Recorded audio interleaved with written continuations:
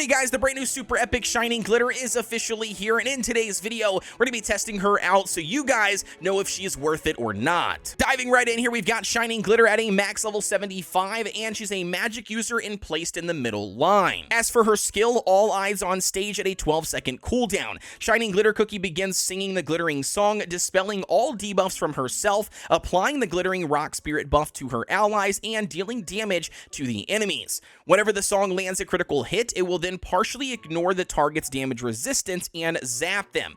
If the shining glitter cookie manages to deal a certain number of critical hits with the glittering song, she'll provide a crit damage resist buff for the entire team. While shining glitter cookie is utilizing her skill, she will briefly become resistant to interrupting effects. Okay, so very interesting cookie here. Definitely sounds like a better version of Twizzly Gummy that we've already seen in the past. She does have that zap ability, so keep that in mind when you're going up into things like the Kingdom Arena. It's going to be really tough if you are running pure vanilla cookie, which is there strictly to provide the HP shields. The zap mechanic on her skill will actually nullify those shields, removing them and pretty much making you relying on pure vanilla cookie's healing to keep you alive. Now, as for the best toppings, I think shining glitter, you can run either a full searing raspberry build, which obviously would be focusing in on more damage resistance and crit percent to just kind of aid in taking advantage of the crit percent that her skill modifiers need, and then obviously damage resistance to aid in her survivability. A second set that you could also run would be running a full apple jelly build, which this one is more designed around stacking up crit percent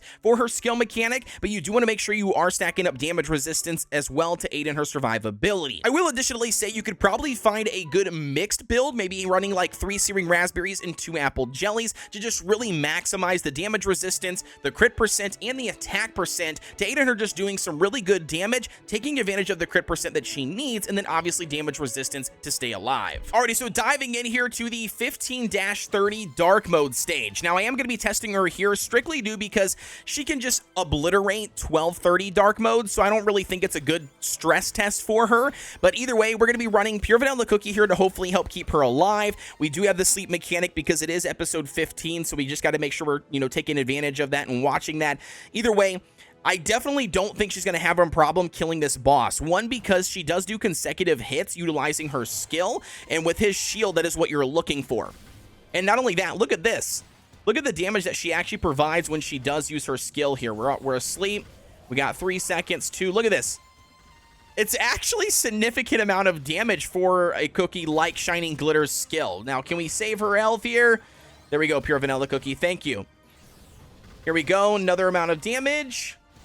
I mean, they have no problem beating this boss, it seems, even here on Dark Mode, episode 1530, with only 2 cookies. She's getting the crit damage down, the Amplify buff up. And she's going to kill him in a second here, probably utilizing her skill one last time. And there we go. Easy peasy, dude. Yeah, she did wonderful, man. Yeah, no problem. No problem, even as a DPS unit. Okay, not bad. So obviously Shining Glitter alongside Pure Vanilla Cookie had no problem beating the boss. But overall, I think the damage is a little bit lackluster from what is going to be needed going up against some of the other cookies we already have in the game, especially when it comes to boss stages and also to the higher level stages in the world exploration.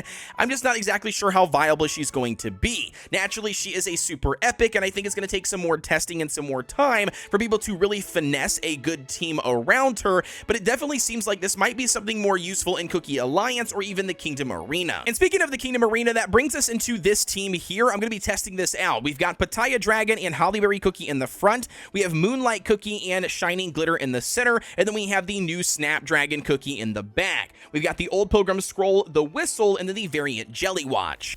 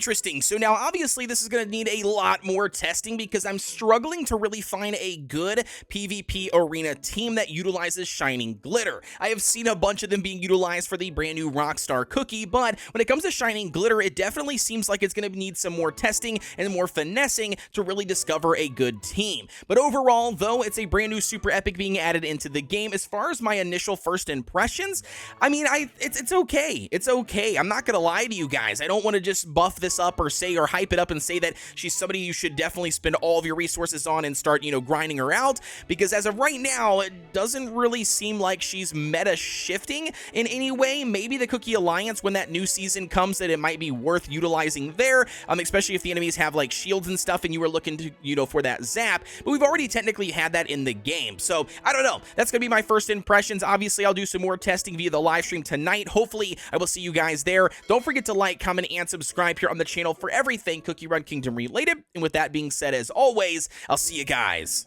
in the next one.